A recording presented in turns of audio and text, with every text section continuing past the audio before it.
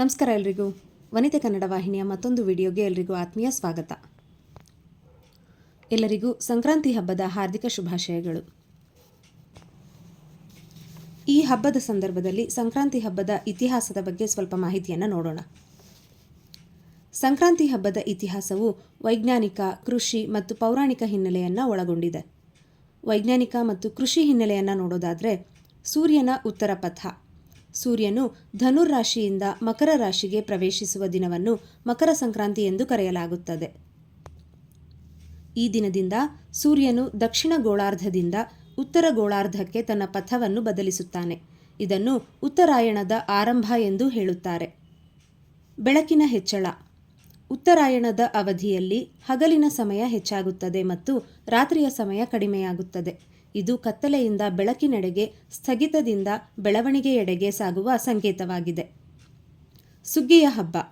ಇದು ಚಳಿಗಾಲದ ಅಂತ್ಯ ಮತ್ತು ಸುಗ್ಗಿಯ ಕಾಲದ ಆರಂಭವನ್ನು ಸೂಚಿಸುವ ಹಬ್ಬವಾಗಿದೆ. ರೈತರು ತಾವು ಬೆಳೆದ ಬೆಳೆಯನ್ನು ಮನೆಗೆ ತರುವ ಸಮಯವಿದು. ಆದ್ದರಿಂದ ಇದನ್ನು ಸುಗ್ಗಿ ಹಬ್ಬ ಅಥವಾ ಹಾರ್ವೆಸ್ಟ್ ಫೆಸ್ಟಿವಲ್ ಎಂದು ಆಚರಿಸಲಾಗುತ್ತದೆ. ಪೌರಾಣಿಕ ಹಿನ್ನೆಲೆಯನ್ನು ನೋಡೋದಾದರೆ, ಸೂರ್ಯ ಮತ್ತು ಶನಿ. ಹಿಂದೂ ಪುರಾಣಗಳ ಪ್ರಕಾರ ಈ ದಿನದಂದು ಸೂರ್ಯದೇವರು ತನ್ನ ಮಗನಾದ ಶನಿದೇವರ ಮನೆಗೆ ಭೇಟಿ ನೀಡುತ್ತಾನೆ. ಶನಿ ಮಕರ ರಾಶಿಯ ಅಧಿಪತಿಯಾಗಿರುವುದರಿಂದ ಇದು ತಂದೆ ಮಗನ ಪುನರ್ಮಿಲನದ ಸಂಕೇತವಾಗಿದೆ. ಭಗೀರಥನ ತಪಸ್ಸು.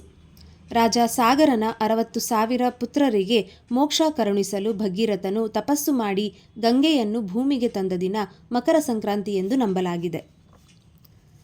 ಮಹಾಭಾರತದ ಉಲ್ಲೇಖ.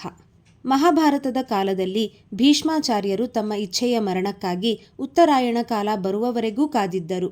ಉತ್ತರಾಯಣದಂದು ದೇಹತ್ಯಾಗ ಮಾಡಿದವರಿಗೆ ಮೋಕ್ಷ ಪ್ರಾಪ್ತಿಯಾಗುತ್ತದೆ ಎಂಬ ನಂಬಿಕೆಯಿದೆ.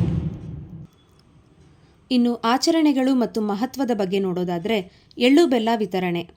ಕರ್ನಾಟಕದಲ್ಲಿ ಎಳ್ಳು ಬೆಲ್ಲ ತಿಂದು ಒಳ್ಳೆ ಮಾತಾಡೋಣ ಎಂಬ ಮಾತಿನಂತೆ ಜನರು ಎಳ್ಳು, ಬೆಲ್ಲ, ಕಬ್ಬು ಮತ್ತು ಸಕ್ಕರೆ ಅಚ್ಚುಗಳನ್ನು ಪರಸ್ಪರ ಹಂಚಿಕೊಳ್ಳುತ್ತಾರೆ. ಇದು ಜೀವನದಲ್ಲಿನ ಕಹಿ ಸಿಹಿ ಘಟನೆಗಳನ್ನು ಸಮಚಿತ್ತದಿಂದ ಸ್ವೀಕರಿಸುವ ಸಂದೇಶ ನೀಡುತ್ತದೆ. ವಿವಿಧ ಹೆಸರುಗಳು. ಈ ಹಬ್ಬವನ್ನು ಭಾರತಾದ್ಯಂತ ವಿವಿಧ ಹೆಸರುಗಳಲ್ಲಿ ಮತ್ತು ವಿಭಿನ್ನ ಆಚರಣೆಗಳೊಂದಿಗೆ ಆಚರಿಸಲಾಗುತ್ತದೆ. ತಮಿಳುನಾಡಿನಲ್ಲಿ ಪೊಂಗಲ್, ಪಂಜಾಬ್ನಲ್ಲಿ ಲೋಹ್ರಿ, ಅಸ್ಸಾಂನಲ್ಲಿ ಮಾಘ್ ಬಿಹು, ಗುಜರಾತ್ನಲ್ಲಿ ಉತ್ತರಾಯಣ ಎಂದು ಕರೆಯಲಾಗುತ್ತದೆ. ಗಾಳಿಪಟ ಹಾರಿಸುವುದು. ಹಲವು ಕಡೆಗಳಲ್ಲಿ, ವಿಶೇಷವಾಗಿ ಗುಜರಾತ್ ಮತ್ತು ಉತ್ತರ ಕರ್ನಾಟಕದಲ್ಲಿ ಗಾಳಿಪಟ ಹಾರಿಸುವ ಸ್ಪರ್ಧೆಗಳು ನಡೆಯುತ್ತವೆ. ಹೀಗೆ ಮಕರ ಸಂಕ್ರಾಂತಿಯು ಪ್ರಕೃತಿಯ ಬದಲಾವಣೆಗೆ ಹೊಂದಿಕೊಂಡಂತೆ ಕೃಷಿ, ಜೀವನದ ಸಂಭ್ರಮ ಮತ್ತು ಪೌರಾಣಿಕ ನಂಬಿಕೆಗಳನ್ನು ಒಳಗೊಂಡಿರುವ ಒಂದು ವಿಶಿಷ್ಟ ಹಬ್ಬವಾಗಿದೆ. ಈಗ ಒಂದು ಸುಗ್ಗಿಯ ಹಾಡು ಮತ್ತು ಅದರ ಬಗ್ಗೆ ಸಣ್ಣ ಮಾಹಿತಿಯನ್ನು ನೋಡೋಣ. ಹಾಡಿನ ಶೀರ್ಷಿಕೆ ಸುಗ್ಗಿಯ ಹಾಡು.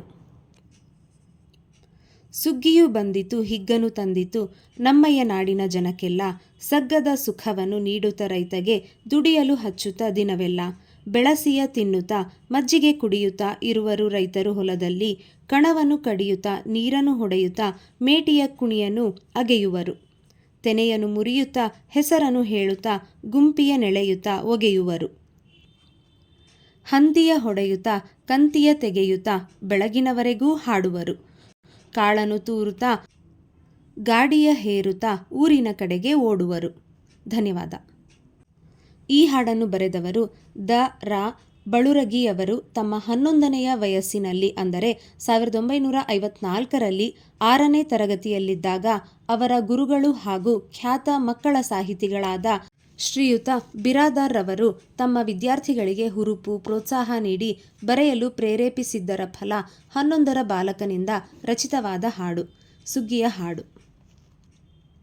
ಈ ಹಾಡನ್ನು ಇನ್ನೊಬ್ಬ ಶಿಶು ಸಾಹಿತಿ ಶಿಶು ಸಂಗಮೇಶ್ ಅವರು ಪುಟ್ಟ ಚೆಂಡು ಎಂಬ ಕವನ ಸಂಕಲನದಲ್ಲಿ ಇದನ್ನು ಪ್ರಕಟಿಸಿದ್ದು 1955ರ ಸುಮಾರು.